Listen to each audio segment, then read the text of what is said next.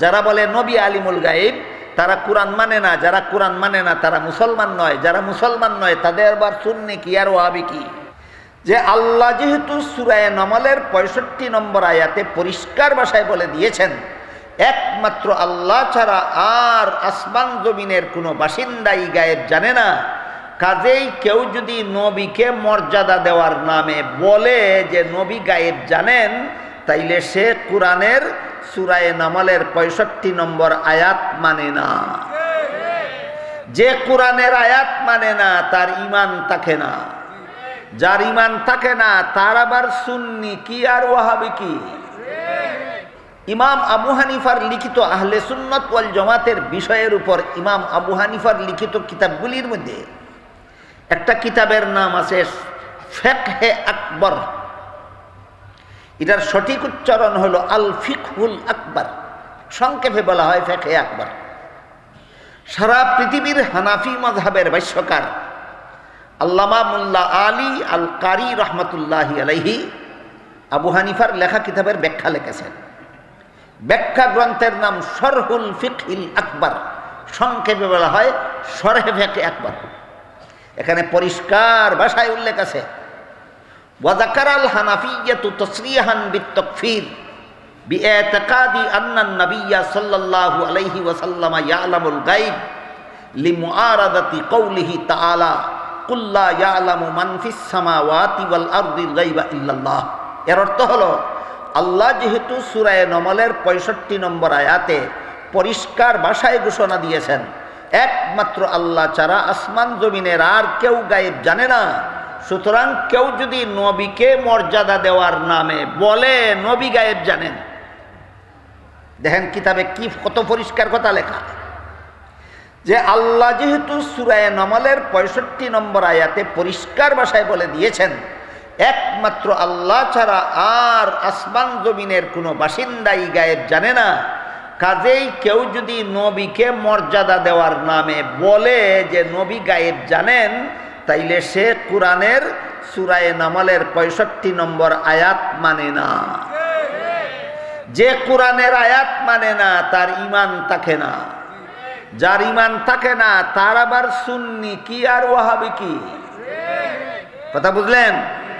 দেখেন কিতাবে বিষয়গুলি কত চমৎকারভাবে সমাধান দেওয়া আছে, কিন্তু এই কিতাবগুলির আলোচনা সাধারণ সমাজে হয় না, এই জন্য সাধারণ মুসলমান ব্যাপারটা সঠিকভাবে জানে না। এই সুযোগে তারা নবীকে সম্মান করার নামে নবীকে আলিমুল গাইব বলে। বুঝে থাকলে বলুন, নবীকে আলিমুল গাইব বললে নবীর সম্মান হয় না আল্লাহর সাথে শরীকদার সাব্যস্ত হয়? এইরকম একটা চক্রান্ত যেহেতু সমাজে চলেছে আমাদের নবীকে মর্যাদা দেওয়ার নামে, এই জন্য এই চক্রান্তের হাত থেকে সাধারণ মুসলমানের ঈমান আমল হেফাজতের প্রয়োজনে আমি মনে করি আলোচনাটা হওয়া দরকার। এই জন্য ইউসুফ আলাইহিস সালাম বেশি সুন্দর না মুহাম্মদুর রাসূলুল্লাহ বেশি সুন্দর, এই আলোচনা প্রসঙ্গে এই বিষয়টা আপনাদের সামনে তুলে ধরছি। গেল আলিমুল গাইবের ব্যাপারে। এবার বলুন, আলিমুল গাইব নবীর গুণ না আল্লাহর গুণ? আলিমুল গাইব নবীর গুণ নয়, আলিমুল গাইব আল্লাহর গুণ। পরিষ্কার ভাষায় আহলে সুন্নাত ওয়াল জামাতের কিতাবে লেখা আছে যারা বলে নবী আলিমুল গাইব তারা কোরআন মানে না, যারা কোরআন মানে না তারা মুসলমান নয়, যারা মুসলমান নয় তাদের আবার সুন্নি কি আর ওয়াহাবি কি। এবার আসেন হাজির নাজিরের ব্যাপার। আল্লাহ সব কানে আছেন, সব কিছু দেখেন। জগতে এমন কোনো জায়গা নাই যেখানে আল্লাহ নাই, জগতে এমন কোনো জিনিস নাই যা আল্লাহ শুনেন না, জগতে এমন কোনো জিনিস নাই যা আল্লাহ দেখেন না। এই ব্যাপারে অনেক আয়াত আছে কোরআনে। এক দুইটা আয়াত আমি আপনাদের শোনাই। এক আয়াতে আল্লাহ বলেন ওয়ামা কুনতা লাদাইহিম ইজ আজমাউ আমরাহুম ওয়া হুম ইয়ামকুরুন। এটা সূরা ইউসুফের আয়াত। আল্লাহ বলেন, হে মুহাম্মদুর রাসূলুল্লাহ সাল্লাল্লাহু আলাইহি ওয়াসাল্লাম, ইউসুফ আলাইহিস সালামের বড় 10 ভাই ইউসুফকে কুয়ায় ফেলে দেওয়ার জন্য যে সলা পরামর্শ করেছিল, আপনি যদি হাজির নাজির হইতেন ঘটনা ক্ষেত্রে নিজেই থাকতেন, নিজেই দেখতেন। যেহেতু আপনি হাজির নাজির না, এই জন্য আপনার কাছে কোরআন নাজিল করে আমি ঘটনাটা জানাইয়া দিলাম। এই আয়াতে কি আল্লাহ আমাদের নবীকে হাজির নাজির বলেছেন না হাজির নাজির না বলেছেন? আল্লাহ বলেন হাজির নাজির না, আর তুমি বলো হাজির নাজির হ্যাঁ। আল্লাহর না রে যে হ্যাঁ কয় সেই নাকি সুন্নি হয়? এই বিষয়গুলি ক্লিয়ার হওয়া দরকার সমাজে। এই বিষয়গুলি সাধারণ মুসলমানদের সমাজে পরিষ্কার হওয়া দরকার।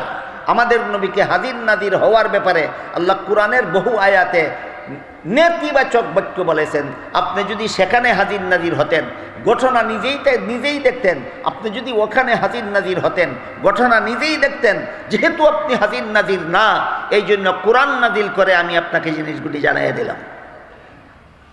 অনুরূপভাবে আরেক আয়াতে আল্লাহ পাক রব্বুল আলামিন বলেন, ওয়ামা কুনতা লাদাইহিম ইয ইউলকুনা আকলামাহুম আইয়ুহুম ইয়াকফুলু মারইয়ামা ওয়ামা কুনতা লাদাইহিম ইয ইয়াখতাসিমুন।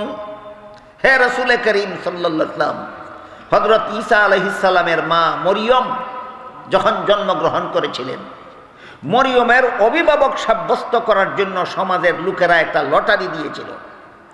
লটারির ঘটনা বর্ণনা করে আল্লাহ বলেন, হে মুহাম্মদুর রাসূলুল্লাহ, যদি আপনি হাজির নাজির হইতেন, ঘটনাক্ষেত্রে নিজেই থাকতেন, বিষয়টা নিজেই দেখতেন। যেহেতু আপনি হাজির নাজির না, এই জন্য কোরআন নাজিল করে আমি আল্লাহ আপনাকে ঘটনা জানাইয়া দিলাম। এই সমস্ত আয়াতে আল্লাহ আমাদের নবীকে হাজির নাজির বলেছেন না হাজির নাজির না বলেছেন? বহু আয়াতে আল্লাহ পরিষ্কার করে দিয়েছেন নবী হাজির নাজির না। হাজির নাজির হওয়া নবীর গুণ নয়, হাজির নাজির হওয়া একমাত্র আল্লাহর গুণ। এবার শুনেন এই ব্যাপারে আল্লাহ নিজের ব্যাপারে কি বলেন। আল্লাহ পাক রব্বুল আলামিন এক আয়াতে বলেন, وَإِذَا سَأَلَكَ عِبَادِي عَنِّي فَإِنِّي قَرِيبٌ أُجِيبُ دَعْوَةَ الدَّاعِ إِذَا دَعَانِ فَلْيَسْتَجِيبُوا لِي وَلْيُؤْمِنُوا بِي لَعَلَّهُمْ يَرْشُدُونَ। হে রাসূল করিম সাল্লাল্লাহু আলাইহি ওয়াসাল্লাম, কিছু লোকে আপনাকে জিজ্ঞাসা করে আমি আল্লাহ থাকি কোথায়? এটা আর একটা জটিল প্রশ্ন, আল্লাহ থাকেন কোথায়? বর্তমান সমাজের লামাযাবিরা এই প্রশ্নের ব্যাপারে যথেষ্ট পরিমাণ ফিতনা ছড়াচ্ছে সমাজে। আল্লাহ থাকেন কোথায়? লামাযাবিদের ভ্রান্ত মতবাদ হইল আল্লাহ ৭ আসমানের উপরে আরশে থাকেন। এটা লামাযাবিদের ভ্রান্ত মতবাদ। ৭ আসমানের উপরে আরশে আল্লাহ থাকেন, এই মতবাদ ইসলামী মতবাদ নয়, ইসলামের নামে ভ্রান্ত মতবাদ। আল্লাহ পাক রব্বুল আলামিন কোন আয়াতে বলেছেন আরশে আছেন, কোন আয়াতে বলেছেন আসমানে আছেন, কোন আয়াতে বলেছেন প্রতিটি বান্দার সাথে সাথে আছেন, কোন আয়াতে বলেছেন তোমাদের গাড়ের ভিতরে যে শারক আছে তার চেয়ে বেশি কাছে আছি, কোন আয়াতে বলেছেন 2 জন মানুষ কানে কানে কথা বললে আমি আল্লাহ 3য় জন সেখানে থাকি, কোন সেই আয়াতে বলেছেন 4 জন মানুষ কানে কানে কথা বললে 5ম জন আমি সেখানে থাকি। তারপরে বলেন 2 জন আর 4 জন উদাহরণস্বরূপ বলা হইল। এর থেকে কম মানুষ যেখানে থাকে সেখানেও আমি আল্লাহ থাকি, এর চেয়ে বেশি মানুষ যেখানে থাকে সেখানেও আমি আল্লাহ থাকি। আরো পরিষ্কার ভাষায় আল্লাহ বলেন, ওয়াহুয়া মাআকুম আইনামা কুনতুম, তোমাদের যে যখন যেখানেই থাকো আমি তার সাথে তখন সেখানেই থাকি। তোমাদের যে যখন যেখানেই থাকো আমি আল্লাহ তার সাথে তখন সেখানেই থাকি। আপনারা জানেন, আপনাদের জানা থাকার কথা, মক্কা শরীফ থেকে হিজরত করে মদিনা শরীফ যাওয়ার পথে রাসূলের সাথে সঙ্গী কে ছিলেন? হযরত আবু বকর সিদ্দিক রাদিয়াল্লাহু আনহু। আবু বকর সিদ্দিক রাদিয়াল্লাহু আনহুকে নিয়ে আল্লাহ রাসূল একটা পাহাড়ের গুহায় আত্মগোপন করেছিলেন। আবু জাহেলের সাঙ্গফাঙ্গরা খোঁজ করতে করতে গুহার পারে পৌঁছে গিয়েছিল। গুহার ভিতর থেকে শত্রুদের পা দেখা যাচ্ছিল। হযরত আবু বকর ভয়ে ভীত হয়ে গেলেন। রাসূল বললেন, লা তাহজান ইন্নাল্লাহা মাআনা, ভয় পাইও না, এই গুহার ভিতরে তুমি আমি 2 জন না, আল্লাহও এখানে আমাদের সাথে আছেন। আয়াতগুলি হাদিসগুলি বুঝে থাকলে বলুন তো আল্লাহ কোথায় কোথায় থাকেন? তোমাদের যে যখন যেখানেই থাকো আমি আল্লাহ তার সাথে তখন সেখানেই থাকি। আরো পরিষ্কারভাবে আল্লাহ বলেন, ওয়ামা কুন্না গাইবিন, আমি আল্লাহ কোথাও অনুপস্থিত নই।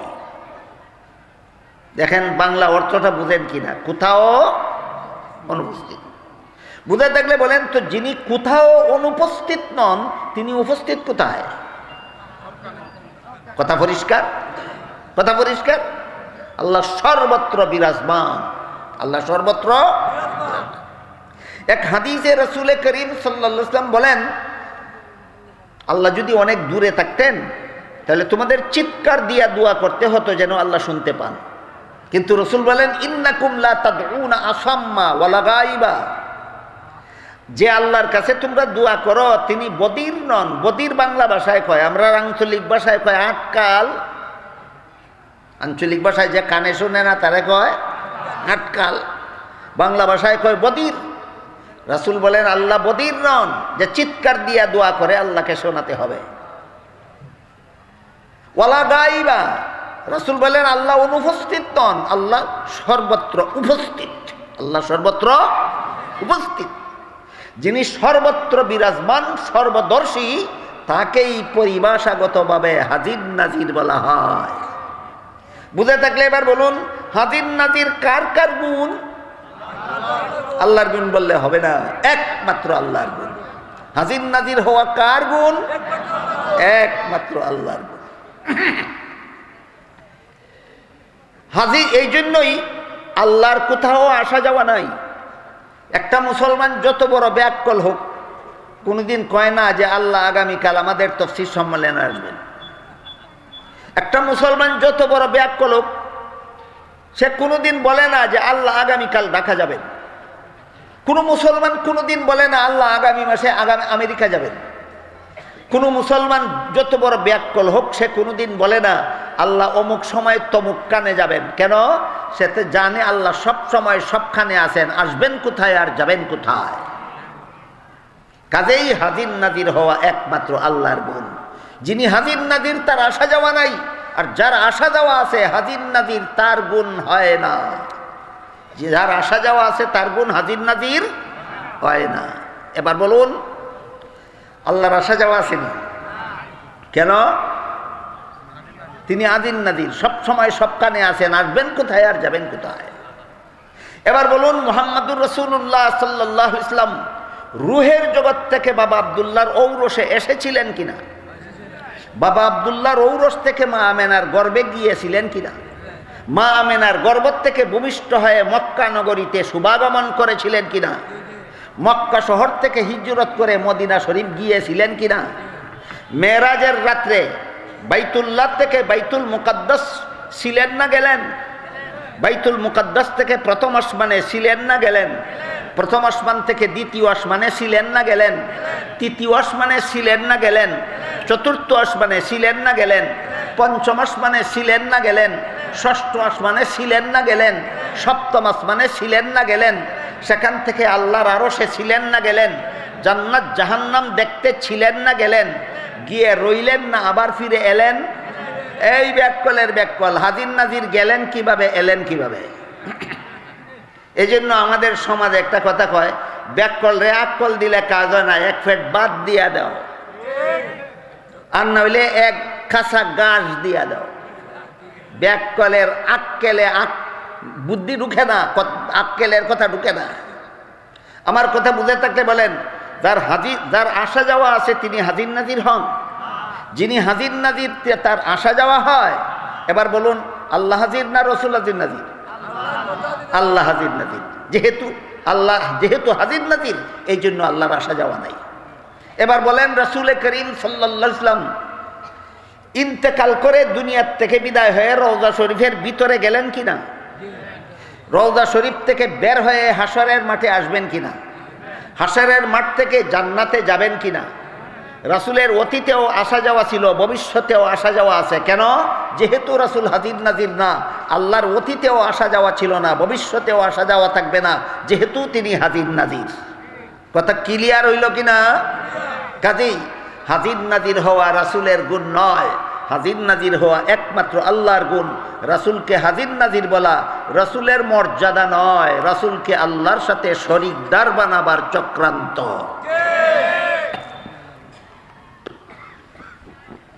এখন যদি আপনি রাসূলকে আলিমুল গায়ব না মানলে, এখন যদি আপনি রাসূলকে হাজির নাজির না মানলে বলে আপনি নবী মানেন না, কুচক্রীদের ভাষা এটা, কুচক্রীদের ভাষা।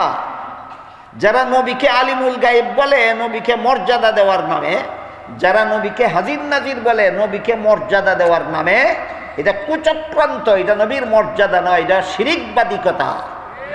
এই শিরিকবাদী কথা যারা গ্রহণ করে না তাদের বিরুদ্ধে বদনাম রটায়, কয় এরা নবীরে মানে না। আমি জিজ্ঞেস করি নবী কে মানে আর কে মানে না? তোমার কথায় না আমার কথায় না নবীর কথায় সাব্যস্ত হবে? নবী কে মানে না, তোমার কথায় সাব্যস্ত হবে না, আমার কথায় সাব্যস্ত হবে না, সাব্যস্ত হবে আল্লাহ এবং আল্লাহর রাসূলের কথায়।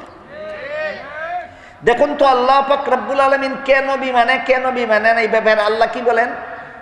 আল্লাহ পাক রব্বুল আলামিন কোরআনে বলেন, লাকাদ কানা লাকুম ফি রাসূলিল্লাহি উসওয়াতুন হাসানাতুল লিমান কানা ইয়ারজুল্লাহ ওয়াল ইয়াউমাল আখির ওয়া যাকারাল্লাহা কাসীরা।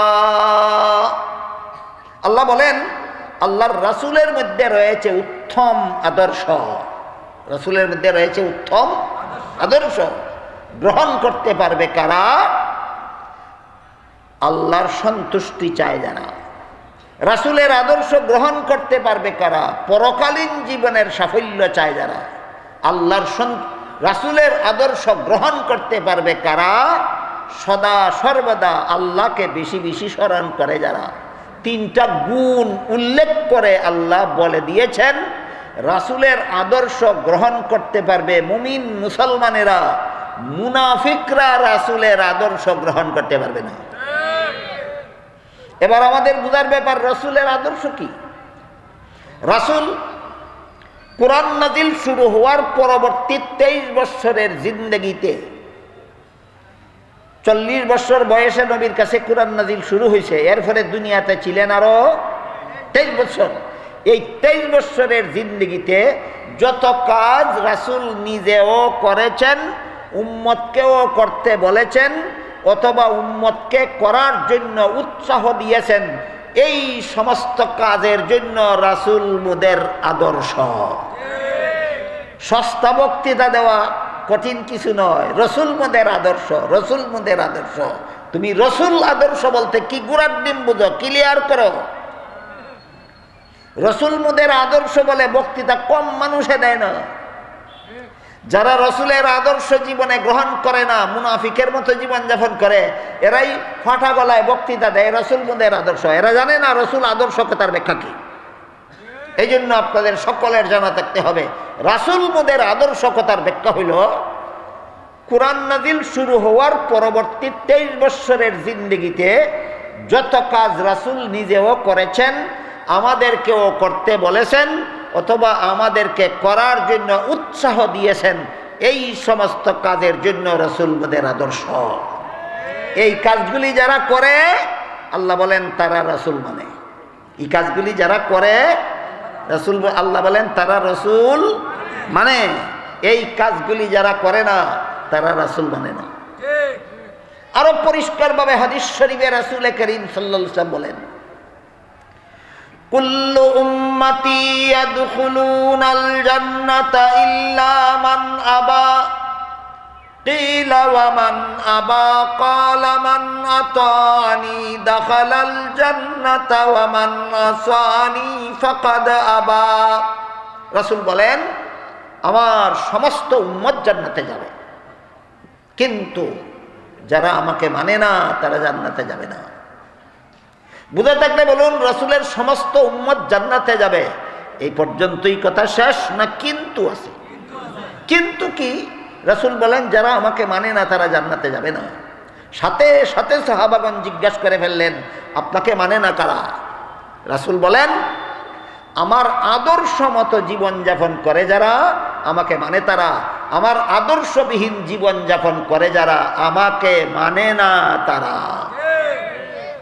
আয়াতে আল্লাহ বুঝাই দিলেন রাসূলের আদর্শ কারে কয়, হাদিসে রাসূল বুঝাইয়া দিলেন রাসূলের আদর্শ মতো জীবনযাপন করে যারা রাসূল মানে তারা, রাসূলের আদর্শ মতো যারা জীবনযাপন করে না তারা রাসূল মানে না, এরা বেহেশতে যাবে না। সুতরাং আমি মানি রাসূল না তুমি মানো, কটাইয়া মানে রাসূল না মজরে মানে, কটাইয়ার মজরের কথাই হবে না, আল্লাহ এবং আল্লাহর রাসূলের কথাই সাব্যস্ত করে দেওয়া হয়েছে কে কে নবী মানে আর কে কে নবী মানে না। এবার এতক্ষণে আমি আপনাদেরকে মাত্র আল্লাহর দুইটা গুণ বুঝাবার চেষ্টা করেছি, যে এইগুলি রাসূলের গুণ না, এগুলি আল্লাহর গুণ, এগুলি রাসূলকে দিলে ঈমান থাকে না, মুশরিক হইয়া যায়। এমন দুইটা গুণের একটা হইল আলিমুল গায়ব, আর একটা হইল হাজির নাজির। এতক্ষণের কথা বুঝে থাকলে বলুন, এইগুলি নবীর না আল্লাহর? এই গুণ যদি নবীর বেলায় না মানেন তাইলে আপনি নবী মানলেন না, না আপনি মুশরিক হইলেন না? কি বলেন? আমি নবীরে আলিমুল গায়ব মানি না, এই জন্য নবী মানি না? না, আমি নবীরে আল্লাহর সাথে শরীকদার বানানি মানি না। আমি নবীরে হাজির নাজির মানি না, এর মানে নবী মানি না, না নবীরে আল্লাহর শরীক বানানি মানি না? এই কথাগুলি পরিষ্কার ভাবে আপনাদের জানা থাকা দরকার।